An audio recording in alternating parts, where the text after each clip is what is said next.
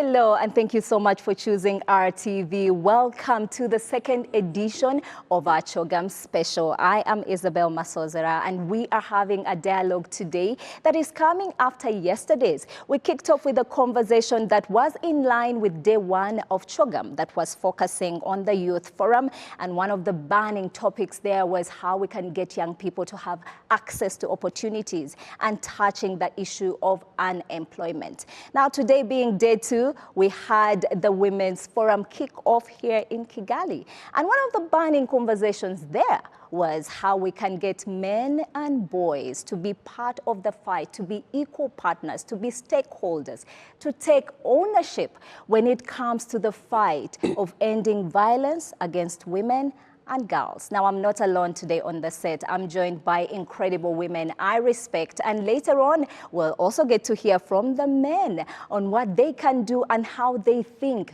we should be approaching the issue of involving them. Well, I do have two lovely ladies. And by the way, today we have great representation. I want to start from my left side, all the way from Tanzania. We do have Doris R. Parsons, who is the managing partner at SRC Communications and Conference Agency. I also want to add that she is a businesswoman weekdays and a pastor on Sundays. So we're going to be talking a little bit about that. You'll understand later on. Welcome to the dialogue. Thank you very much, Isabel. Very happy to be here. It's a joy having you. And also, yes, joining me today is a woman whose work speaks for her. She is indeed one of those voices you have heard when it comes, especially to the issues of unpaid care work. Yeah, here in Rwanda. But today she's lending her voice to the topic. Josephine Uwamaria, who is the Executive Director of Action Aid Rwanda. It's great to have you on set today. Thank you, Isabel. Happy to be here. It's great to have you both here. And later on, we also have people joining us via Skype, and I'll be introducing them as they get to take part. Ladies, this conversation, it was a joy seeing the dialogue going on at the Women's Forum. First of all, before we even get into the conversation, how do you feel about day one of the Women's Forum? And we have to respect the elders. So I'm going to let our mama kick off with the answer to that. Thank you very much. The day was a fantastic, well-organized day, good discussions, very good dialogue on the issues, the pertinent issues, and it's a responsibility of all of us to ensure economic and other empowerment of women, but also involvement and engagement on gender-based violence. Fighting gender-based violence is a responsibility of us all. Yes. Absolutely. That was a joy to witness. But Doris, what stood out for you? Well, Isabel, let me start by telling you from my perspective, as a business person you mentioned, what we normally do is we're communications consultants, but then we also organize conferences and events. So most of the times we are behind the scenes doing all the organization. But this time for Chogam 2022, we thought, you know what, we're not going to organize anything. We're going to go in there, join the party, and listen to the content. Wow. Because when you organize, you miss out on the content. Absolutely. And I can tell you we were not disappointed. We were prepared to come in, to listen, to drink from the fountain of wisdom from all the women from all walks of life that were there. And it's day one. We got more than we bargained for, really. Didn't know what to expect, but it was more than whatever it is that we expected. So yes, this is why we're here today. Passionate about women issues. Plus, completely passionate about the eradication of gender-based violence.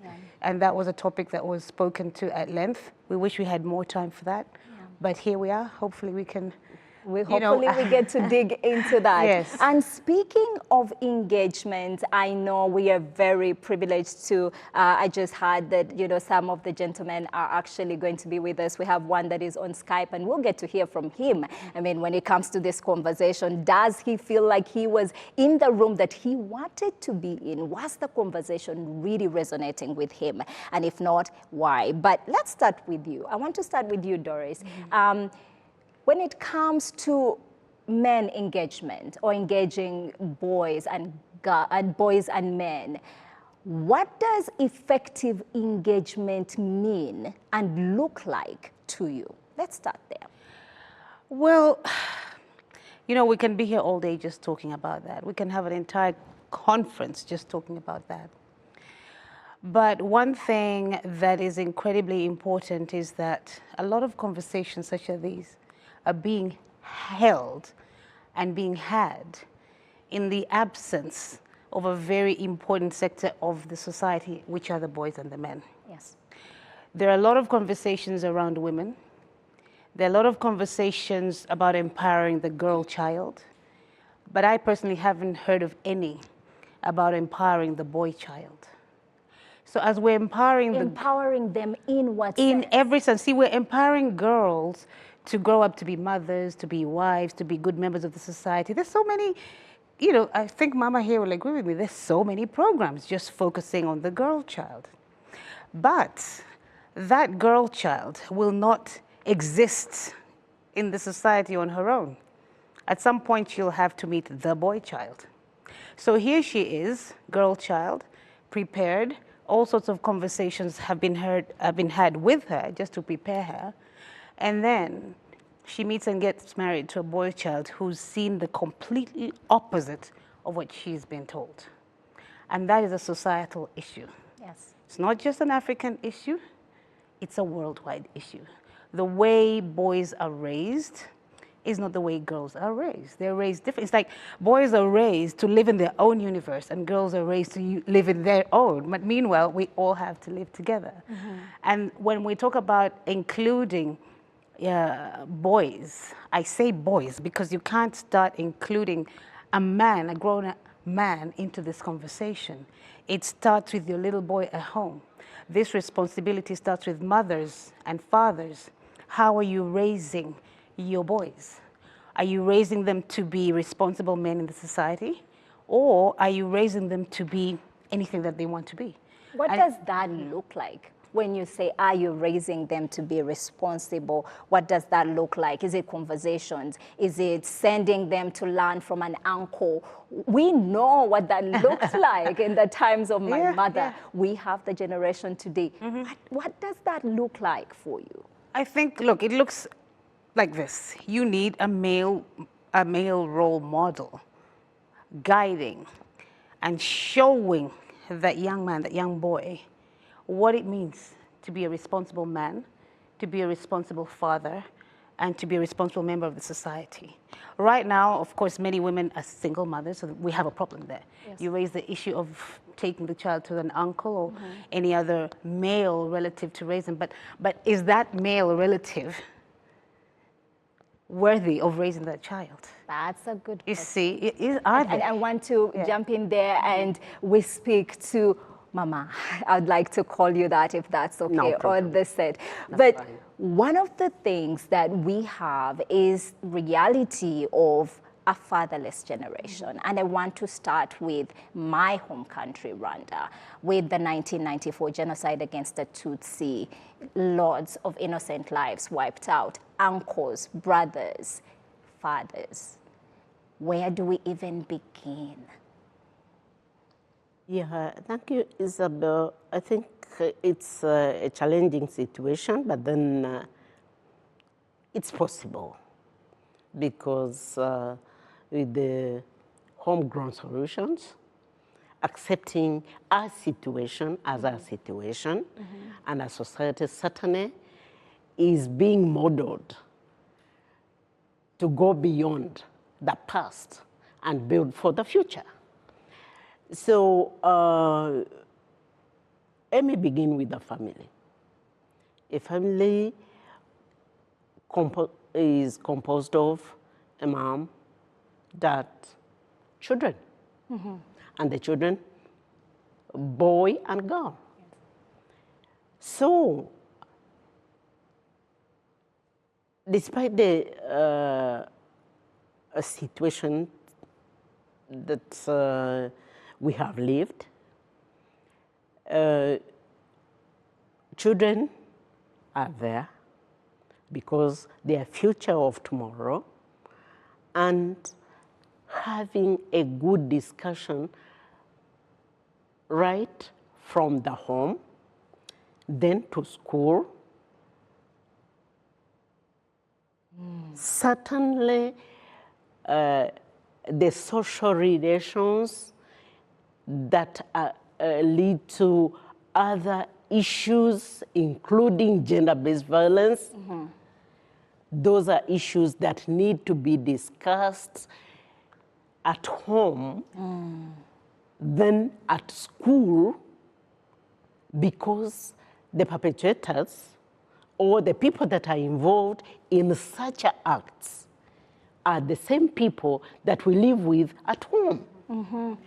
So the young boy needs to be supported to know that a responsible young child will grow up into a responsible adult, dad, brother, and uncle or whoever. So because I think in the past, we used to think that some issues are for adults, and gender-based violence, sexual issues were all a taboo. They were not for children. But today, children have to be modeled into responsible citizens. Modeling them also requires candid conversation. Exactly, exactly. How do you approach that? How do you know what is okay to talk about? How do you know you're not now exposing them? Because what you hear can easily become your reality. And let's touch a little psychology there, right? How does that, the wiring, because you are giving them information, and the way that the brain works is it picks up on this. How are you sure it's the positive versus the negative? Where is that a chance we are willing to take? Would rather expose them than not expose them at all? Do you know what? They are even more exposed than you expect. Oh, yes. They are more exposed than you expect. Because the internet today, the smartphones that you have at home, the TVs that you have at home, all those programs are being viewed by our children. Because you go for work, you leave the children at home, or the child goes to school, has a smartphone from the mom or from the dad, because now there's online learning where you expect them to learn following the programs that have been prepared, but then you are not with them when they are accessing other programs. So that is the challenge. The reason why we adults, mom, dad, and other responsible adults, we need to know that already our children are exposed. They're not kept in the other corner. No, today they are exposed. So we need to be as frank to them as possible. Have a frank discussion with them, because these issues are actually affecting the entire family. Because when we are talking about gender-based violence and other violence, according to the figures, 1 out of 3 women will actually be affected or experience gender-based violence. So other than waiting and being like the ostrich who hides the head in the sand when the entire other part is actually exposed. We need to be cautious and be responsible to engage our children. Yes.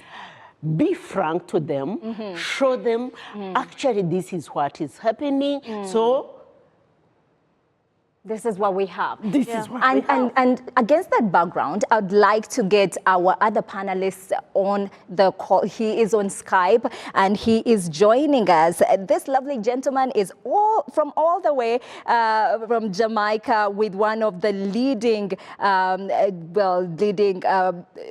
media houses there. David, do we have David ready? Yes, I see we do have David online. David Salmon, a journalist from Jamaica and with Gleaner. David, it's good to talk to you. Thanks for making the time. David, can you hear me?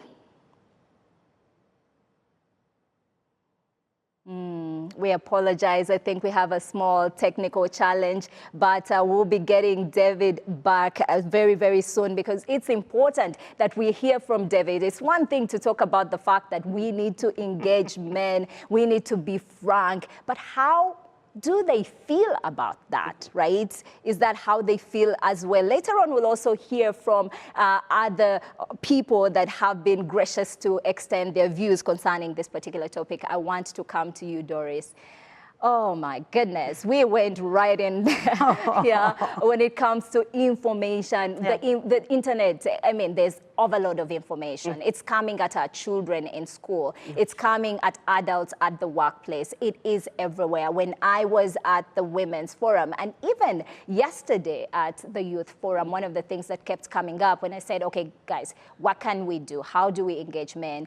Education, education, that was sort of the red thread throughout all the responses. But how do we tackle that education? We had earlier that, from Mama, that this is something that we can actually do at home. Yes. Right? I raised the issue of the fatherless generation. She says, okay, we're still raising these children. There's something that we can do, but what other platforms, can we leverage? And how best do you think we should be packaging this information to land right? I'm going to tell you this, Isabel. For me, there is no other platform. I completely side with Mama. It starts at the home. These home it is. The platforms are the ones that have got us in this trouble to begin with. There's nothing we can do about it. They're here, and they're not going anywhere. So, as parents, I am a parent of a 12-year-old. I am raising her. We are raising her as a family. I'm not raising her alone. I'm not the only one raising her. I've got my sisters. I've got my mother. She has her father. We're all contributing to raising her. We have not buried our heads in the sand like an ostrich, pretending that she doesn't know this or she doesn't know that. She knows a lot more than I would like to admit. What are you telling your son? Let's go a little personal, right? Because somebody said to me earlier, Isabel, before we approach this as a collective, we have to start with an individual outlook and perspective and understanding, and then we can learn from each other, and then perhaps we can find a common approach. How are you approaching it personally? What do you tell, for example, your son? Mine is a daughter, but we also have a son. I would tell her what a good and healthy relationship with a man should look like. So that is what we tell I tell her. First of all, she sees it from me and her father, that if someone treats you disrespectfully, it's not okay. Yes. If someone, because there's gender-based violence from the home front, spousal, but then there's just the sexual abuse. Yes. We tell her that if someone tells this to you, if someone does this to you, it's not okay. I see Josephine nodding her head in real agreement. I want to come back to you, but let's let you finish. Yes. More importantly, we tell her anything that doesn't look or feel okay, you come and talk to us. because we will believe you. And we will stand by you. Yes. You can speak to your grandmother, you can speak to your aunties, you can speak to me, you can speak to your father. And of course, with the experiences that we allow her to experience, maybe we'll go out perhaps, and she says, look at how your father is treating me. This is how it should be. Okay. You see, this is how it should be. Verbal abuse is not okay. So that means also you as a parent, what you accept is the first education that you're providing to the child. Yeah, because if I tell her this, it means no one can tell her otherwise. Yes. And why am I telling her that? Because these are the conversations my father had with me, or my mother. Yes, yes. So I know my father would tell us, his daughters, all the time, that you should not accept disrespect in any way, shape, or form. You should not accept to be bullied, not just by your spouse, but by anyone, generally. So we are, in other words, even before we talk about engaging men, we can also start with our own children, our own daughters, and maybe they can also teach their peers. And then we carry that on. But I want to know, you seem to resonate a lot with what she is saying. Let's put words to the action. Yes. Certainly. It begins with me and the family before it goes anywhere else. Because the responsibility begins with the family. Okay. Begins with the parents. Because when the parents, dad and mom, were agreeing to actually come together and form the family, it was a two-people agreement. Yes. And the children, the boy and girl, are a result of that relationship. Yes. So, where is the responsibility? The primary responsibility. The primary responsibility is mom, dad, husband and wife, who accepted to come together, because the children did not ask them, to come together, to form, to make a family, a good family. And remember, no violence was even expected there. So it begins there. It has to begin there. It has to begin there. So children will actually learn directly from the parents. So the parents will must be role models in whatever they do, because once they do the opposite, then they are teaching their children to do the opposite. All right, so allow me, take us to the streets. We went out and we asked the men. We say to the men, what do you think we are doing wrong? How should we be approaching this thing? And here is what they had to say. But maybe what we are not addressing very well, I think we are not engaging young people. When it comes to gender equality, we need to start right away from boys when they are still young, because they are part of the system. They need to understand violence. They need to be taught how power leads to the violence against women. So I believe that if we can do much work around engaging boys and girls when they're still as early as possible in school, in our homes, it would translate to more results than just keeping and talking about it in these conferences. I think one of the ways is that this fight should not be looked at as just a women's issue. Men should be involved right from understanding that this is a problem, analyzing it, and coming on board to finding solutions. So by really not leaving men besides or behind in this fight is a challenge. And I think another aspect is the understanding that the foundation of it all is the education. What kind of messages, what kind of values do we give to young boys? What kind of information do they grow up with? This will make them really come out as partners in really ending violence, as partners in really understanding that anything that violates a human rights really affects all of us. So I think creating a society which is equal and fair should be looking at both men right from the background, right from the education, schools, or even homes. The young girls, the young boys should be looking at themselves as equal, as one, and as partners, and being able to support each other. This is where I would be looking at. That is Bonnie Mukombozi. Thank you so much for lending your voice to the dialogue. And earlier on, we heard from Dr. Aphrodis Kagaba, who is, well, heading an initiative that is HDI. It is an independent non-profit organization here in Rwanda, doing a lot of work, even involving this particular subject that is engaging men and boys when it comes to putting an end to violence against women and girls. Ladies, what do you think of what they had to say, starting with you, Doris? Well, I'm glad they said what they said, because clearly they are resonating exactly what we've been saying, okay? It has to start in the home. What education are little boys being given in the homes? Yeah. If you're going to raise your little boy to be waking up whatever time they want to wake up, and the sister is the one who's doing all the chores, and he can do whatever he wants, he can go out and come home wherever he wants, and he can disrespect anyone in the household because he happens to be the boy in the house.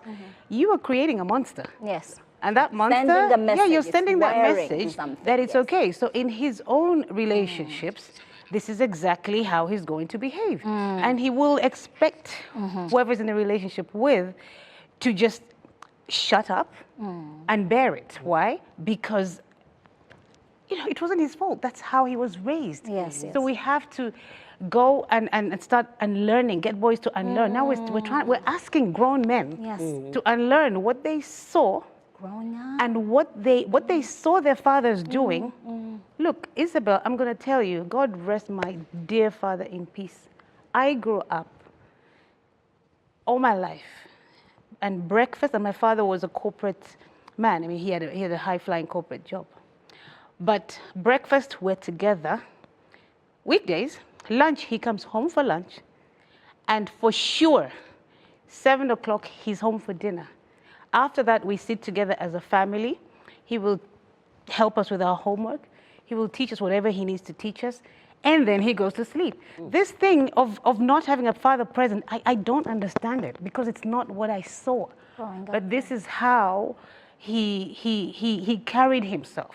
That I'm a husband and I'm a father, and I'm going to be present to show my sons how to be. Done. Yes. And you feel like even in your decision of what is acceptable for you as a woman, that is at the core. That is key. It's at the core. You'll think, no, I haven't seen this.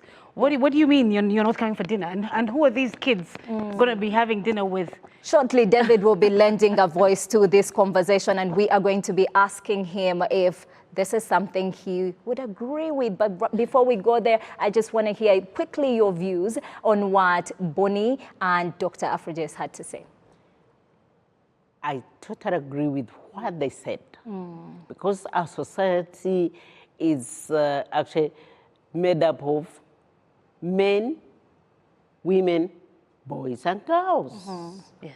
So there's no way we can leave anyone behind. Absolutely, absolutely. Boys must be involved as well as girls. And girls must not bear the burden alone because they are part of the family. Yes. So what the boy does, what the girl is expected to do, it should be the same expectation also on the boy, because we are modeling them for tomorrow. Yes, exactly. Yeah. And for the care burden that usually is borne by the mom and the girl, because we'll be called upon to support the mom, it should be borne by certainly the dad should play a positive role to demonstrate to the children that no, the burden must not be on mom alone.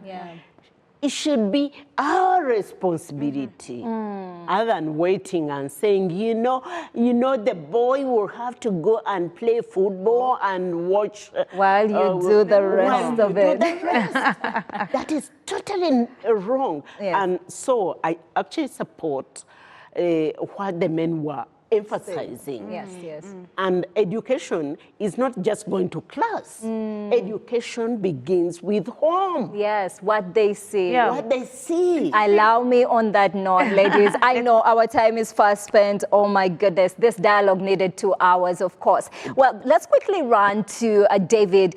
Do we have David on Skype? David, can you hear me? I can hear you. Fantastic. It's important that we get men represented when it comes to this dialogue. And I want to quickly get into the first question being what you make of what the ladies have said so far and what the gentlemen that were able to share their voices had to say earlier. But on the back of that, could you walk us through what the challenges are when it comes to men's participation in pushing and joining us in this fight? What is it? What's holding men back? Well, I think firstly to say that there were some very relevant points that were raised from this discussion, and it is very important that we start this discussion. A lot of the challenges that have been observed in Africa are also challenges observed in Jamaica, where up to 40% of children live in single-parent households that are predominantly female-headed.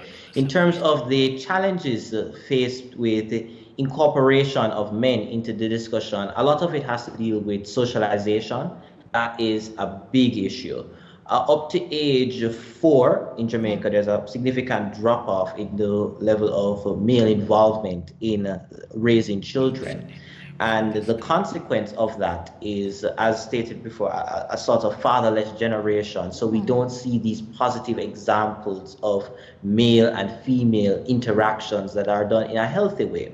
This is a barrier to participation and involvement because the lack of an example contributes to young men and young boys not being able to have role models that they can look up to. And that's really where the challenge is. It's due to the socialization, and this socialization takes place at the earliest level. And that, I would say, is the biggest hurdle because it filters through different institutions. It filters through the family. It filters through the education system. It filters through at every level of society. So it really starts with socialization. That is where the root cause of the issue is. All right. Well, thank you so much, David. But before I let you go real quick, could you just help us understand how best parents can raise boys from a very early age that are gender sensitive? Is there anything? Could you give us the rule book? In your opinion, what would that look like?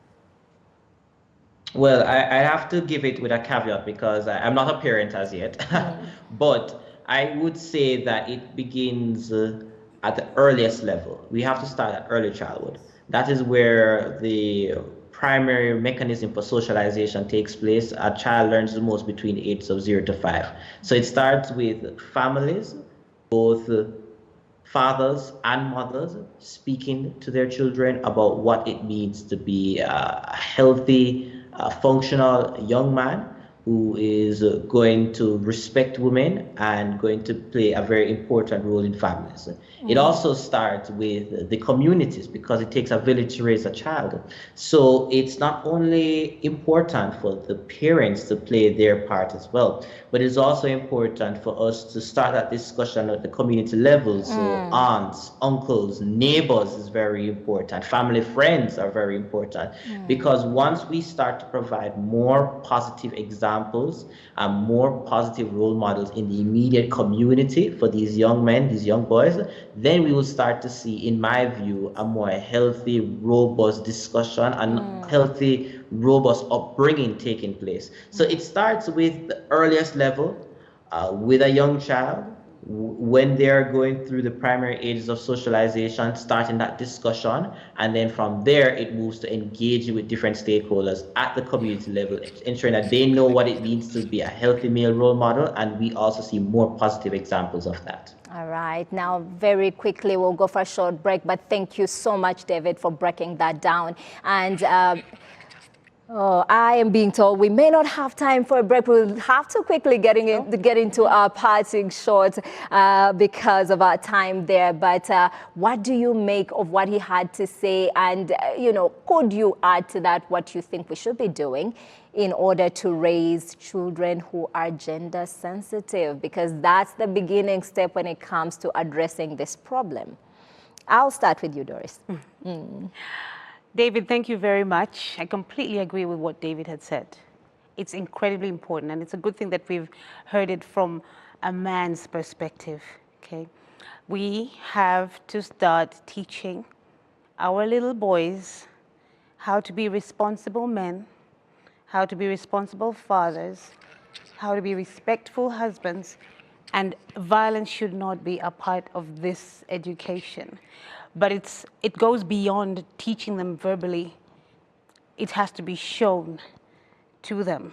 You know, they have to see it as actions. And again, it starts, you know, it starts where it starts. I'll just quickly tell you a very heartbreaking story that happened very recently. And this happened in a church setting where a woman had been undergoing violence and abuse in her marriage for years. For years. Her little boys, and she had sons, used to see their mother get beaten, used to see their mother get kicked, hospitalized, thrown out in the streets. And they would ask the father, why are you doing this to mom? And he told these children, that is how you treat a woman. Oh my God. So at some point, he beat her so badly and she did not recover from her injuries and she lost her lives.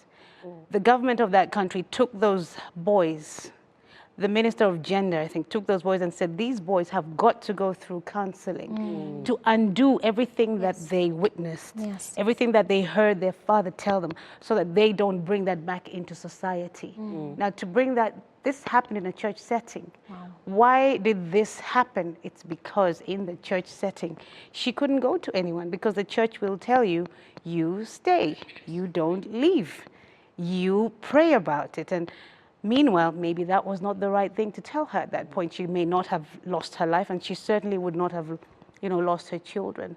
The church is really one of those spaces where a lot of this is happening, and I hope we can have another conversation about what we can do. It is, we could have a whole hour on that and what can be done. But I want to come to the elder and the mama on the panel. As you respond to that question, I also want you to talk to us about what is being fronted a lot of the times with the movement. We have a lot of feminists that have come out very strongly, and they are having some of trying to push the narrative and using certain hashtags we've seen, like men are trash. And we've had men come out to say, you know what, this is pushing us out of the conversation. Do you think that is an excuse, or do you think that there's a conversation there? What are your thoughts on that?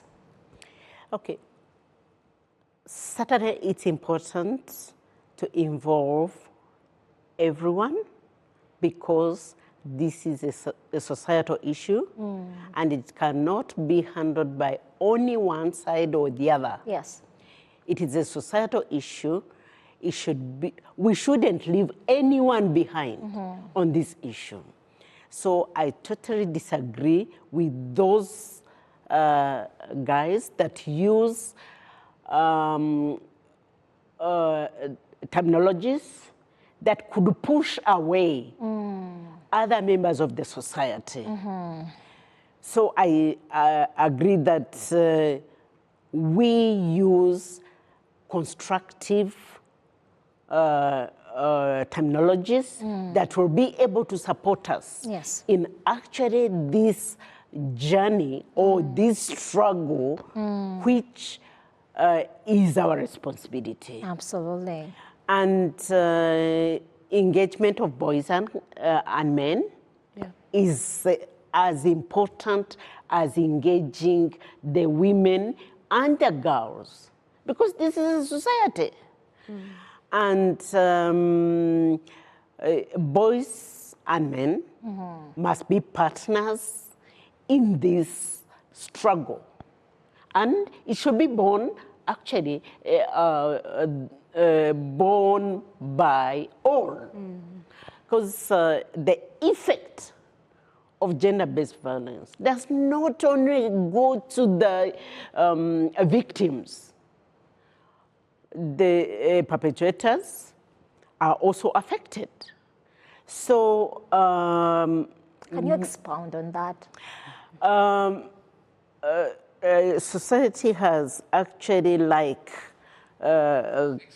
categorized or created a mindset or a view of, the women are the ones that are affected, and some of us activists, initially we were actually advancing the victim perspective. But then the woman is in the family. Yes. The girl that has been abused is also in the family. Who has abused either the woman or the girl child? But these days, boys are also abused. Men are also abused or experience gender-based violence. So it is a societal issue that needs to be handled by all and at all levels. So women, men, girls, and boys, as a family, as a society, as a social setting, must bear that in mind. So we must take that responsibility of creating a society that is violence-free, society, social, a social responsible setting. Yes. So that our children will actually grow up into a harmonious, peaceful environment. That's what we want to see. And, and thank you for bringing it to, that very moment where I want us to live it. But before we go, we have about 3-4 minutes. I want to start with David. Can we get David back online? David, your parting shot. Can you just look into that camera and send a message to the men and the boys that are listening? And your message, I'd love to see around how you think they can get involved and they too can help onboard other men and boys. Well, I would just like to say that responsibility starts with you. To all the young men who are here and the young boys who are here, just remember that responsibility starts with you. You can be involved doing small steps, a random act of kindness, showing respect to elders, showing respect to a young lady who may have never even met. It all starts with one act of kindness, one good example, one positive step in the right direction, and it's important and it's about time that we start to see those positive steps toward progress. Thank you so much, David. And that is David Salmon, a journalist from Jamaica. It's good to hear your opinions. And yes, we want to see more men taking up the mantle, leading this fight. But you get to bring it home for us, Doris. Please, talking to the mothers, I want you to look right into that camera. Speak to some mamas. What can we do? I'm raising a boy. You told me what to do with my daughter, and I feel like I could put a tablet, filled with those words and together. But yes, let's just... let's speak to the moms about the boys, looking right into that camera and send a strong message. So, to all mothers out there raising little boys, your little boys are going to grow up to be men. You may be a single mother, you may be a mother in a relationship or in a marriage, it doesn't matter, you are the mother. It is your responsibility to raise and shape your son the way you would want him to be, shape your son as if you wanted a husband in him. The way you would want your husband or your father to be, that is how you should raise your son. Teach him to be responsible, teach him to be loving, teach him to be respectful to you first, because if he can't be respectful to you and to those around him, he cannot be respectful to someone else outside of the household. Tell him and show him that it is his responsibility when he does have a family and does have children.